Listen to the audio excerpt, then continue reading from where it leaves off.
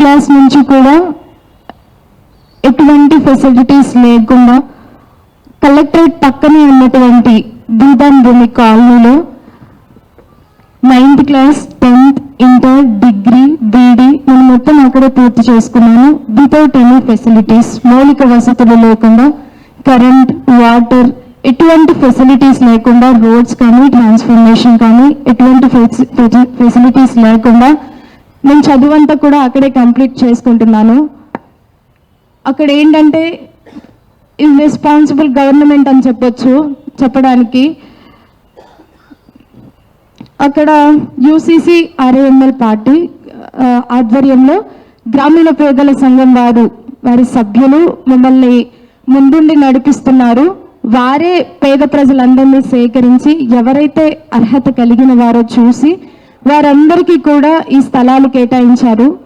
ఆ గ్రామీణ పేదల సంఘం వారు సభ్యులు ఎటువంటి వారంటే చాలా క్రమశిక్షణ కలిగిన వారు అండ్ చాలా ఒబీడియన్స్గా వర్క్ చేసేవాళ్ళు.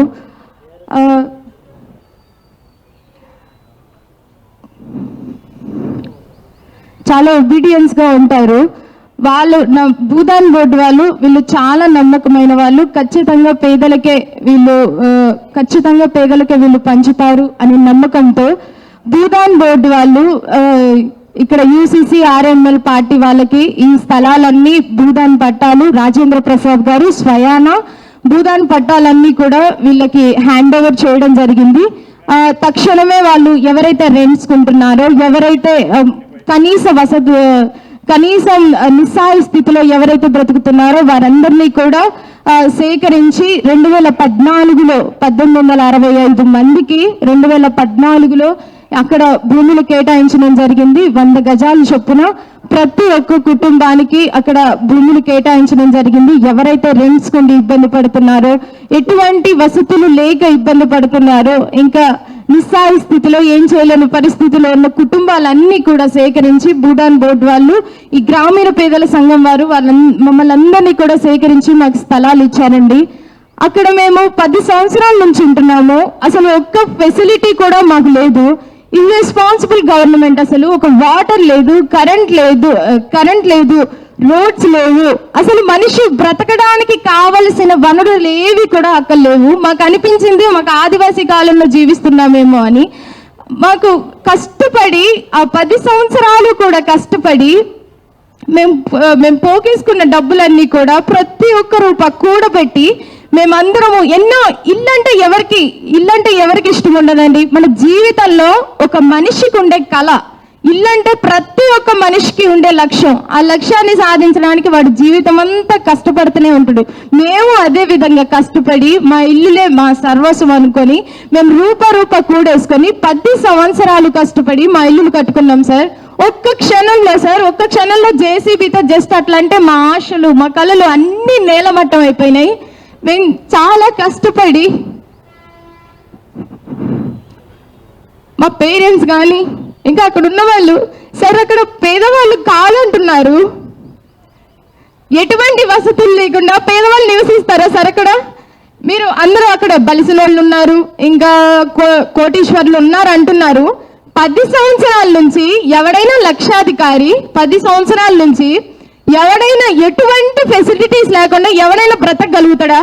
వాడికి ఎంత కష్టం ఉంటే అక్కడ మేము ఉండాలి, మాకు ఎటువంటి పరిస్థితిలో మేము అక్కడ ఉండాలి? లక్షాధికారులు ఎవరైనా బ్రతకగలుగుతారా సార్ ఎటువంటి ఫెసిలిటీస్ లేకుండా? అక్కడ ఉన్న వాళ్ళందరూ బలిసిన వాళ్ళు, అక్కడ ఉన్న వాళ్ళందరూ డబ్బులు కొనుక్కున్నారు. ఇటువంటి రూమర్స్ సార్. మేము సిస్టమాటిక్ మేనర్లో వెళ్తున్నాం సార్. మీరు రండి, సిస్టమాటిక్ మేనర్లో వెళ్దాం. ఉన్నాయి కదా కోర్టులు ఉన్నాయి, మీరు వెయ్యండి, మీరు లాయర్ను పెట్టుకోండి, వాదించండి. మీరు ప్రమాణ స్వీకారం, మీరు పదవి చేపట్టేటప్పుడు ప్రమాణ స్వీకారం చేసేటప్పుడు అనుంటారు కదా, will definitely respect constitutional provisions in policies rights అని మీరు ఖచ్చితంగా ప్రమాణ స్వీకారం చేసి ఉంటారు కదా. మీరు ఎక్కడ ఫాలో అవుతున్నారు? మేము ఫాలో అవుతున్నాం సార్. ఖచ్చితంగా మాకు దేశభక్తి ఉంది, గౌరవం ఉంది. మేము ఖచ్చితంగా కాన్స్టిట్యూషనల్ రైట్స్ ఫాలో అవుతాము, రూల్స్ ప్రకారం వెళ్తున్నాం. మీరు రండి సార్, రూల్స్ ప్రకారం వెళ్దాము. మేము హైకోర్టు నుంచి ఆర్డర్స్ తెచ్చుకున్నాము సార్. మాకు అక్కడ పాజిటివ్గా 5-6 ఆర్డర్స్ వచ్చాయి.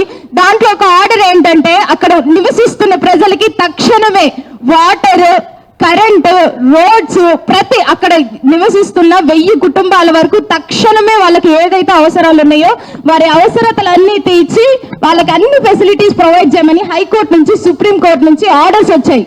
అవి పట్టించుకోలేదు. నాట్ ఎంటర్డ్ ఆర్డర్ వచ్చింది. గవర్నమెంట్ వాళ్ళు రాకూడదు, ఏది చేయకూడదు, ఎవరికి ఎంటర్ లేదు, నాట్ ఎంట్రీ అనే ఆర్డర్ కూడా వచ్చింది. అది పట్టించుకోలేదు. స్టేటస్ కో అంటే ఇల్లు వేయకూడదు, తీయకూడదు. దాన్ని గౌరవించి మేము ఇల్లు వేయలేదు, ఇల్లు తీయలేదు.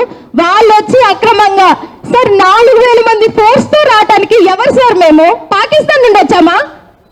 మేము మీకు ఎట్లా కనిపిస్తున్నామో మాకు అర్థం కావట్లేదు. మేము శత్రువులా కనిపిస్తున్నామా సార్ మీకు?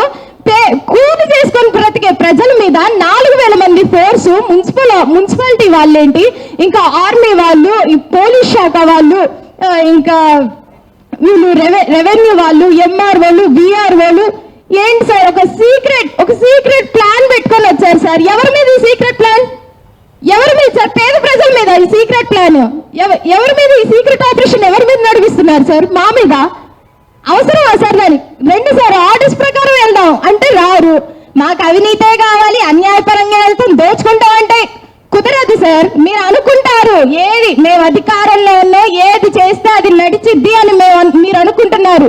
కానీ అక్కడ పెట్టాలన్నా మేమే, దింపాలన్నా మేమే అని చాలా సార్లు మీకు చెప్పడం జరిగింది. అండ్ మీరు రూల్స్ ప్రకారం వెళ్దాం అంటే రారు. మీరు మొత్తం దౌర్జన్యం చేసి 4000 మంది పోలీసులతో బజార్కి అక్కడ ఒక 10 బజార్ల వరకు ఉన్నాయి. బజార్కి 200 మంది చొప్పున, అంటే ఒక కుటుంబానికి 10 మంది ఆఫీసర్లు చొప్పున వచ్చారు సార్. పేద ప్రజలు ఏం చేస్తారు? జస్ట్ మా సంరక్షణ కొరకై ఒక్కొక్క కర్ర పట్టుకున్నాము. మాకు రెస్పెక్ట్ ఉంది సార్. యూనిఫామ్స్ వేసుకున్న వారిని ఏ విధంగా గౌరవించాలి, ఒక స్థాయిలో ఉన్న వారిని ఏ విధంగా గౌరవించాలని మాకు మా తల్లిదండ్రులు చదువుకోపోయినా ఏ విధంగా రెస్పెక్ట్ చేయాలో అన్నది మాకు ఒక ఐడియా ఉంది. మేము బ్రతుకుతున్నాం, మాకు విలువలు తెలుసు. మేము గౌరవించి, మీరు మనుషులే మేము మనుషులే, మేము తిరగబట్టడానికి ఒక క్షణం మాకు కూడా పట్టదు. మేము తిరగబడితే అది వేరేలా ఉంటది. మేము తిరగబట్టడానికి ఒక క్షణం కూడా పట్టదు సార్. మేము మీకు గౌరవం ఇచ్చి, మేము కర్రలు మేము దాడి చేయొచ్చు, మీరు మనుషులే, కానీ మీకున్న ఒక యూనిఫామ్ ని గౌరవించి మేము ఇప్పటి వరకు మేము చేతులు చేసుకోవడం కానీ, ఇంకా మీ మీద తిరుగుబాటు చేయడం కానీ, ఎటువంటి మేము పబ్లిక్ ప్రాపర్టీ డ్యామేజ్ కూడా చేయొచ్చు. అన్నిటికీ తెగించే ఉన్నాం సార్. మేము పోరాటం, ఇది తెలంగాణ నేల, పోరాటానికి మారు పేరు. ఆ రక్తం మాలోనే ఉంది సార్. పోరాటం పర్టికులర్ గా మేమేం కూర్చొని నేర్చుకోనక్కర్లేదు. పోరాటానికి ఇది తెలంగాణ గడ్డ. రాణి రుద్రమదేవి, చాకల ఐలమ్మ, ఇంకా దొడ్డి కొమ్మరయ్య, ఎంతో మంది తెలంగాణ నేలలో ఉద్యమం నడిపించిన వారు. అదే రక్తం మాలోనే ఉంది. మేము ఉద్యమం లేపగలం, మేము పోరాటం చేయగలం సార్. కానీ మేము ఇంకా వద్దు. వింటారు, ఒకసారి కాకపోతే ఒకసారి వింటారు. 8 సంవత్సరాల నుంచి ఆఫీసుల చుట్టూ తిరిగి, ఇంకా ప్రతి ఒక్క కలెక్టరేట్ చుట్టూ తిరిగి, ఎంఆర్ఓ ఆఫీసులు, విఆర్ఓ ఆఫీసులని, సార్ మా భూములు మాకు తేల్చండి సార్, మా సరిహద్దులు మాకు తేల్చండి సార్, మాకు వసతులు కల్పించండి సార్, మేము పేద ప్రజలం సార్, కావాలంటే వచ్చి విఆర్ఓలు రండి, ఎంఆర్ఓలు రండి సార్, వచ్చి చూడండి, ప్రతి ఒక్క ఫ్యామిలీని చూడండి, చూసి మీ సరిహద్దులు తేల్చండి సార్ అని. ప్రతి తిరగని ఆఫీస్ అంటూ లేదు సార్. నేను ఇప్పుడు మా చదువుకున్న పిల్లలు ఎట్లుందంటే, ఒక ఇన్స్పిరేషన్ గా చూడాల్సిన జనరేషన్, ఒక ఇన్స్పిరేషన్ గా చూడాల్సిన పొలిటీషియన్స్ కానీ, ఇంకా ఇన్స్పిరేషన్ గా చూడాల్సిన కలెక్టర్స్ కానీ, ఆఫీసర్స్ కానీ ఏ మాత్రం ఇన్స్పిరేషన్ గా ఉండే విధంగా లేరు. మాకు ఇన్స్పిరేషన్ అని చెప్పుకోవడానికి కూడా ముందు సిగ్గుచేటు. ఆ ఖమ్మం జిల్లాలో ఉన్న 3 మంత్రుల గురించి ఇంకా మాట్లాడిన అవసరం లేదు. ఇంకా సిగ్గుచేటు దాని గురించి మాట్లాడుకోవడం. జెండాలు మారుతాయి, వాళ్ళు మారుతారు, రంగులు మారుతాయి, వాళ్ళు మారుతారు అన్నట్టే ఉంది. కానీ మాకు ఎటువంటి సార్ కనీసం పరామర్శించడానికి రాలేదు. ఎందుకు రాలేదు? తప్పు చేశారనే కదా. ఏ తప్పు లేనప్పుడు కూర్చోబెట్టి మాట్లాడాలి కదా. అమ్మ మీ భూములు కావు, మీ కావమ్మా అని మాకు ఒక పెడితే మేము ఒక మీటింగ్ పెట్టి చెప్తే మేము వింటాం. లేకపోతే పరామర్శించడానికి రావాలి. రాలేదు, పరామర్శించడానికి రారు. కలెక్టర్ ఆయన ఇర్రెస్పాన్సిబుల్ కలెక్టర్ అని చెప్పొచ్చు. ఆయన పేద ప్రజల కోసం చదివి పేద ప్రజలకి ఏ విధంగా ఉపయోగపడాలి, వారి సమస్యలు ఏ విధంగా తీర్చాలి, ఆయన జీవితం అంతా చదివిన చదువు అది.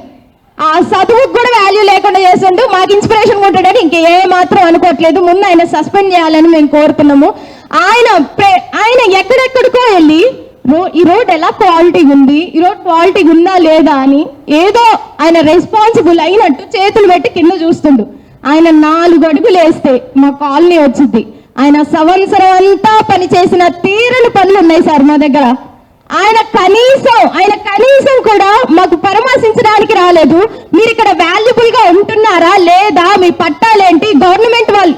ఆయన ప్రజల తరపున మనిషి, గవర్నమెంట్ కి వ్యతిరేకంగా ఉండాలి. ఆయన మొత్తానికి పొలిటీషియన్స్ కి వ్యతిరేకంగా ఉండాల్సిన ఆయన ప్రజల తరపున నిలబడి అమ్మా మీ పట్టాలు చూపించండి, వాళ్ళకి నేను సమాధానాలు చెప్పుకోవాలని ఆయన వచ్చి మా దగ్గర మాట్లాడాలి. వాళ్ళు కుమ్మక్కయ్యి ఇదేంటో మాకు అర్థం కావట్లేదు సార్. మొన్న ఈ రేవంత్ రెడ్డి సార్ కూడా అన్నారు, డెవలప్మెంట్ ఎవరికి కావాలి సార్ డెవలప్మెంట్? మన దేశ స్పెషాలిటీ ఏంటో తెలుసా? వ్యవసాయ దేశం సార్ మనది. మంచి మనది వ్యవసాయ దేశం. అన్ని కల్చర్స్, అన్ని రిలీజియన్స్, అన్ని పండుగలు జరిపే దేశం సార్ మనది.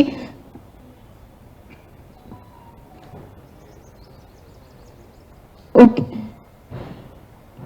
నిర్దాక్షిణంగా వచ్చి మా భూముల మీద పడి మా ఇల్లులన్నీ కూల్పేసి మాకు చాలా నష్టం కలిగించారు.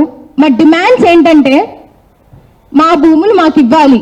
ఫస్ట్ మీరు ఇచ్చేది కాదు, ఫస్ట్ మిమ్మల్ని ఇవ్వమని మేము అడగట్లేదు. ముందు రండి, లా అండ్ ఆర్డర్ ప్రకారంగా వెళ్దామని అడుగుతున్నాం. మా భూములు మీ దగ్గర లేవు మీరు ఇయటానికి. ఫస్ట్ ఆఫ్ ఆల్ అది తెలుసుకోండి.